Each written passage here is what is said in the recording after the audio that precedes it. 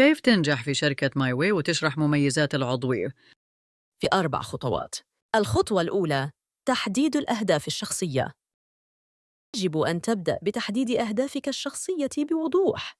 ضع خططاً قصيرة وطويلة الأجل، وركز على تحقيقها خطوة بخطوة. الخطوة الثانية: استغلال التدريب والدعم. استفد من البرامج التدريبية والدعم الذي تقدمه. الشركة. التعلم المستمر هو مفتاح النجاح، لذا احرص على حضور ورش العمل والندوات. بناء شبكة علاقات قوية. تواصل مع الأعضاء الآخرين في الشركة وشارك تجاربك. بناء شبكة من العلاقات يمكن أن يفتح لك أبواب فرص جديدة ويعزز من نجاحك. استثمار مميزات العضوية.